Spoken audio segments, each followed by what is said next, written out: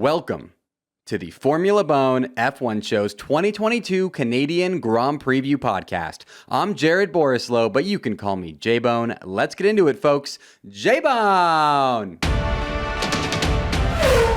Our first order of business today is getting to know the Canadian Grand Prix and its circuit, the Circuit Gilles Villeneuve. The Canadian Grand Prix was first run as a Formula One World Championship event in 1967 when it was held at Mosport Park outside of Toronto in Ontario. The Canadian Grand Prix alternated between being held at Mosport Park in Ontario and Circuit Mont-Tremblant in Quebec before moving to its current home on Montreal's Notre Dame Island in 1978. Side note, Circuit Mont-Tremblant is now owned by none other than Lance Stroll's father, Lawrence Stroll, so I would not be surprised one bit if he is able to finagle its way back onto the F1 calendar at some point. So the Canadian Grand Prix has been held in Montreal on the artificial Notre Dame Island annually from 1978 to the present day, with the exception of 4 years, 1987, 2009, and then the last 2 years of 2020 and 2021. For the first 4 years that the Canadian Grand Prix was raced on Notre Dame Island, the circuit was named Circuit Île Notre Dame. The first ever Canadian Grand Prix held at Circuit Île Notre Dame in 1978 was won in a storybook moment by first-time Formula One race winner Gilles Villeneuve, a Canadian driver from just outside Montreal. A real hometown hero story here. This home Grand Prix victory at the final race of the 1978 season seemingly kick-started Gilles Villeneuve's career. He would go on to win 3 of the following 1979 season's 15 Grand Prix on his way to a second-place finish in the World Drivers' Championship behind South African Jody Scheckter. Gilles Villeneuve was thought by pretty much everyone to have been an eventual Formula One world champion due to his incredible speed and driving talents. However, his life was cut tragically short as he was involved in an accident ahead of the 1982 Belgian Grand Prix at Zolder that sadly took his life. To this day, Gilles Villeneuve remains the only Canadian driver to win the Formula One Canadian Grand Prix. And because of this and his status as arguably the greatest Canadian race car driver of all time, the Circuit Île Notre Dame was renamed in Gilles Villeneuve's honor to the Circuit Gilles Villeneuve at the 1982 Canadian Grand Prix, which took place just 5 short weeks after Villeneuve's death. And although Gilles Villeneuve was not able to achieve the title of World Drivers' Champion in his lifetime like everyone thought he would, his son, Jacques Villeneuve, did, winning the 1997 World Drivers' Championship and finally getting the last name Villeneuve inscribed on that World Drivers' Championship trophy.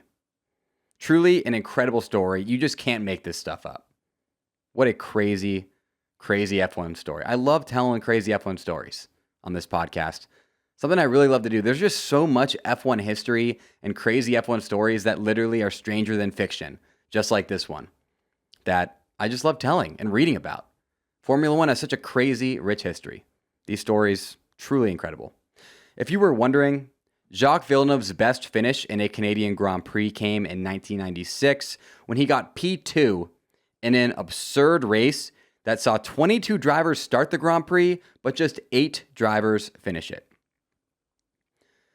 One notable past edition of the Canadian Grand Prix that I want to highlight is the 2007 Canadian Grand Prix.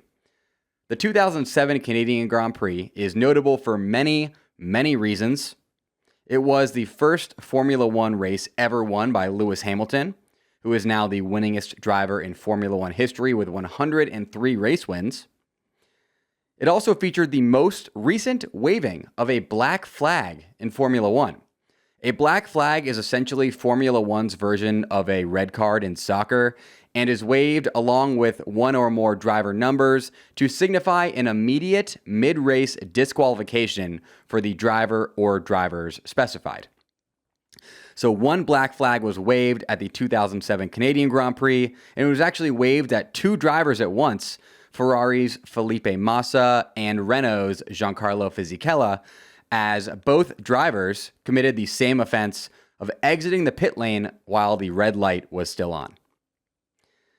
This race, the 2007 Canadian Grand Prix, also featured 4 safety cars, which is tied for the third most safety cars ever deployed in a Formula One race. And most infamously, the 2007 Canadian Grand Prix featured a horrifying flying crash involving BMW Sauber driver Robert Kubica that completely destroyed his car and looked very bleak in terms of the outlook of his life, but somehow only resulted in him suffering a sprained ankle and a concussion. Amazingly, Kubica got his revenge on the Canadian Grand Prix the following year by getting his first and only ever Formula One victory at the following year's 2008 Canadian Grand Prix. Another just crazy story. And to really drive home just how notable the 2007 Canadian Grand Prix was, Robert Kubica's crash at the 2007 Canadian Grand Prix made it so he could not compete in the following Grand Prix, which was the 2007 United States Grand Prix held at the Indianapolis Motor Speedway. And do you know who drove in place of Kubica in that race? Do you know? It's none other than Sebastian Vettel, whose Formula One debut that ended up being. He would go on to finish his debut in the points at P8, the start of a legendary Formula One career. Truly insane. And also, while researching this story, I realized something that I did not know, and that is that Sebastian Vettel is only 34? You serious? I thought he was at least as old as Lewis Hamilton, who is 37. That blew my freaking mind. I also didn't realize that in back-to-back weeks, you had Lewis Hamilton's first race victory at the 2007 Canadian Grand Prix, and the following week, you had Sebastian Vettel's debut and first points finish. Pretty crazy 2 weeks to look back on in terms of what they would end up meaning for the sport. As far as the circuit goes, Circuit Gilles Villeneuve is 4.361 kilometers or 2.71 miles in length, and the Canadian Grand Prix will be contested over the course of 70, count them, 70 laps around it. The circuit features 2 DRS zones, one of which is split into 2 detached activation zones, similar to what you see at Albert Park in Australia. In between these 2 detached activation zones is the most famous turn at Circuit Gilles Villeneuve, turn 14, named Wall of Champions. Wall of Champions got its name because during the 1999 Canadian Grand Prix, 3 different Formula One World Drivers' Champions, Damon Hill, Michael Schumacher, and son of the circuit's namesake, Jacques Villeneuve, in that order, all managed to hit the wall at turn 14 during the race. 3 champions hitting the wall in one race creates the Wall of Champions. The Circuit Gilles Villeneuve is a low downforce circuit with a bit of everything. It's got straights, hairpins, slow corners, fast corners. A lot of people like it because it's really just got a nice mix of everything you're looking for at a circuit. Now, Formula One drivers need to make sure they're watching out for groundhogs at the Circuit Gilles Villeneuve, as they have been known to make their way out onto the Circuit Gilles Villeneuve during sessions. Some drivers, like Nicholas Latifi and Kimi Räikkönen, are good at avoiding the groundhogs. Others, like Romain Grosjean, not so much, as he sadly hit a groundhog back in 2018's Free Practice 2 session, and it ended up destroying his front wing and the groundhog. Immediately after that FP2 session, Grosjean was visited by one of the 2018 Canadian Grand Prix's official mascots, a human-sized groundhog, who proceeded to beat the crap out of him in retaliation.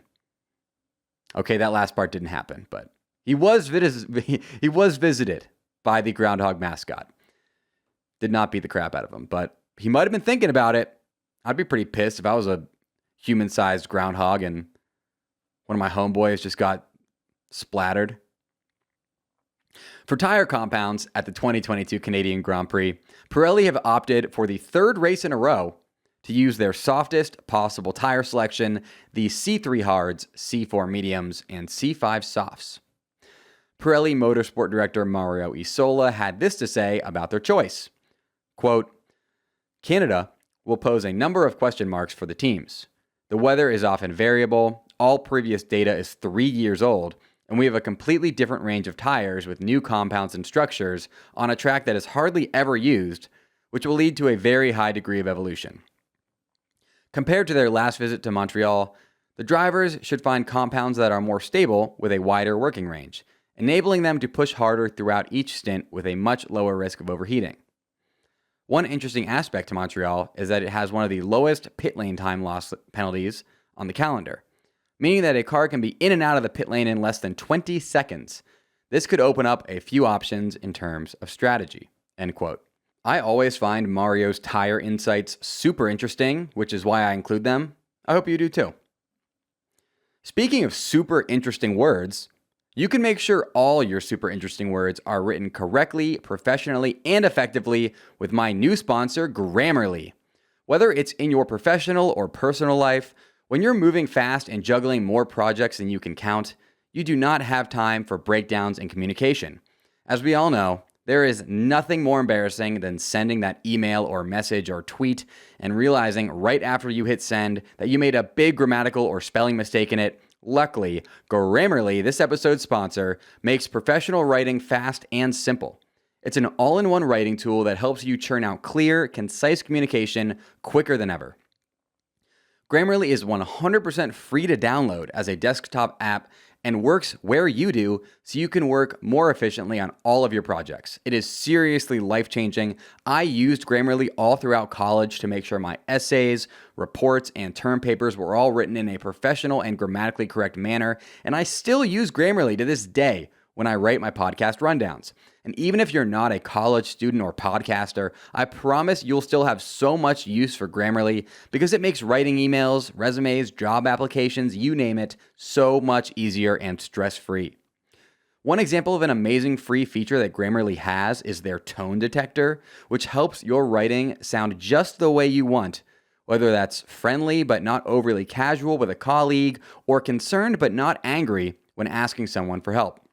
And if you love the free version of Grammarly with its writing tools and tone detector, and then upgrade to Grammarly Premium, you can take advantage of unbelievable premium features like clarity-focused sentence rewrites and tone transforms, where Grammarly does the work for you.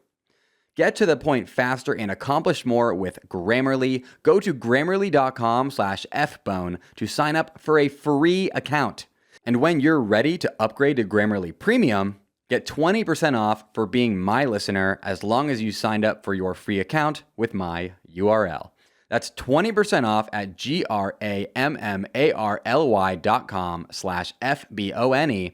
At the very least, just go to grammarly.com/FBONE and sign up for a completely free account and try out their amazing product free of charge. You have nothing to lose. You'll be supporting the Formula Bone F1 show, and I guarantee you'll love their product. There's a link for that deal in the description of this episode. Thank you to new sponsor Grammarly for supporting the Formula Bone F1 show. Next up, here are your storylines to follow for the 2022 Canadian Grand Prix. The first storyline, can Ferrari snap out of it and return to glory at the Canadian Grand Prix? Don't worry, Ferrari fans. I'm not going to spend too much time depressing you here, because there really isn't much more for me to say other than figure it out, Ferrari. We all want to see a quality title fight this season, so make the car reliable, figure out your strategies, tell Carlos that racetrack equals good, gravel equals bad, and let's right the 2022 ship this weekend in Canada. Please. The second storyline, will we see a first-time race winner this weekend at the Canadian Grand Prix? The Canadian Grand Prix has played host to many a maiden race victory, including those of Gilles Villeneuve, Thierry Boutsen, Jean Alesi, Lewis Hamilton, Robert Kubica, and Daniel Ricciardo, so who knows? Maybe we'll see another first-time race winner on Sunday. After all, the Canadian Grand Prix is known for chaotic races involving multiple safety cars, and the weather forecast is showing that we may get a wet qualifying this weekend to boot. If we do see a driver get their first Formula One victory this weekend in Canada, who do you think it'll be? I would kind of lean towards Carlos Sainz, but you never know, maybe Lando Norris or even Lance Stroll at his home Grand Prix? Maybe? His countryman Gilles Villeneuve did it at this circuit, so maybe he can channel that big Canadian energy. Let me know which driver you think has the best chance of getting their first Formula One victory this weekend in the YouTube comments section of this podcast. The third storyline, will Red Bull's run of podium dominance continue? The Red Bull cars and drivers are in peak form right now, with back-to-back-to-back double podium finishes and 3 1-2 finishes in the past 5 races.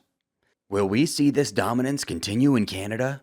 Will Red Bull's early season reliability issues rear their heads once again as the season progresses? Will Checo and Max crash each other out as they fight for the World Drivers' Championship title?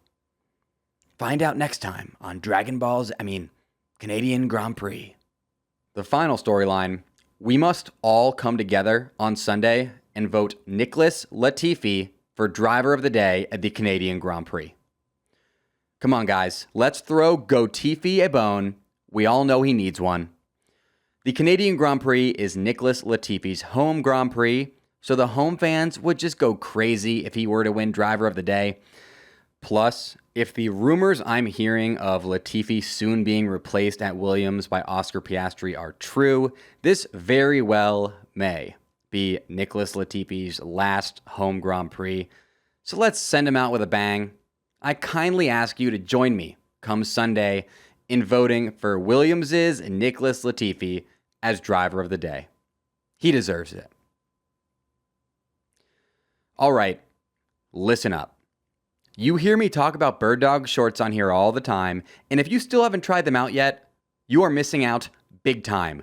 Birddogs makes the best shorts you will ever wear, I promise you. And right now, you can get a free Birddogs dad hat with your order when you use code FBONE at checkout on birddogs.com. That's FBONE, FBONE, for a free dad hat when you buy the most insanely comfortable leg coverings on planet Earth.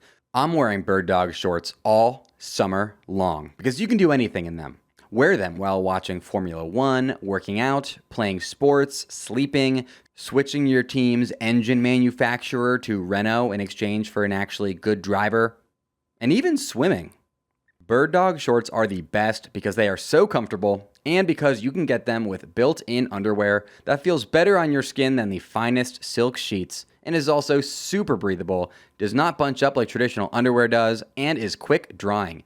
These things have completely replaced my need for swim trunks because they double as swim trunks, which has saved me a bunch of money and laundry time already.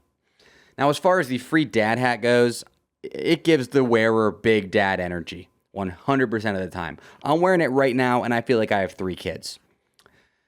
Go to birddogs.com right now. Enter promo code FBONE, that's FBONE, and they'll throw in this free dad hat with your order. You will not want to ever take your Birddogs off, I promise you. There's a link for that deal in the description of this episode. Thank you to Birddogs for supporting the Formula Bone F1 show. Next up, here are my 3 Bone-afide race predictions for the Canadian Grand Prix that are all almost certainly going to come true.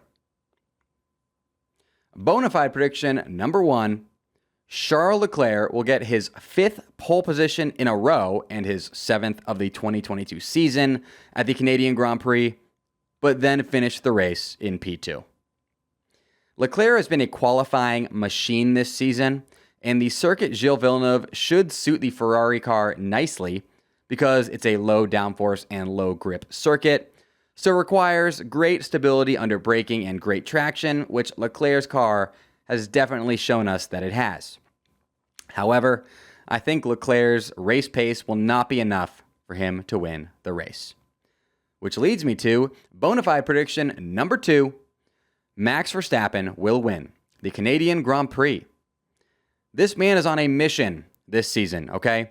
Let's not forget that Max has won every race or sprint race this season where he's crossed the finish line -1, with that lone exception being Monaco, where a red flag in qualifying ended his flying Q3 lap, putting him P4, with Monaco then Monacoing and not allowing him to fight for a win. And Bone-afide prediction number 3, both Aston Martins will finish in the points at the Canadian Grand Prix. I legitimately do not think that Canadian billionaire and father Lawrence Stroll will allow the race to be officially classified without his son and number 1 Canadian driver Lance Stroll achieving a points finish. That, plus Vettel's recent form and how decent the Green Bull has looked lately, makes me think we see both Green Bulls in the points come Sunday. Those were J-Bone's Bone-afide race predictions. Now, I want to hear your Bone-afide race predictions. Let me see them in the YouTube comment section of this podcast, or you can tweet them at me at Formula Bone if you are listening to the Formula Bone F1 show instead of watching it on YouTube. And finally, back by popular demand, just for fun, I'm going to now give my Bone-afide pre-race weekend predictions for the top 5 finishers in Sunday's Canadian Grand Prix with zero reasoning or explanation. P5, I think, will be Mr. Consistency George Russell. P4, I have Carlos Sainz. P3, I have Checo Perez. P2, Charles Leclerc. And P1, and the winner of the 2022 Canadian Grand Prix, I think will be Max Verstappen. That's it for today's episode of the Formula Bone F1 show. If you enjoyed the show and want to help me out, I'd really appreciate it if you could toss me a comment, like, subscription, rating, review, or any other form of engagement on whatever platform you're on right now, so that said platform and its algorithm like me more. I respond to pretty much every YouTube comment on my podcasts, and if you don't believe me, try it out. Speaking of YouTube, if you join the Noti Gang by ringing that bell and turning on all Formula Bone YouTube notifications, I'll love you forever. My Noti Gang is small. I may have a lot of subscribers, but I do not have a very big Noti Gang, and it makes me sad. Please, if you can Noti Gang for me, I will love you. J-Bone! For Formula One updates between now and my Canadian Grand Prix recap podcast, you can join the Formula Bone Discord server via the invite link that I've placed in the description of this episode. You can also follow me on all social media at Formula Bone and at my real name, Jared Borislow. That's at JaredBorislow. Until next time, folks, J-Bone!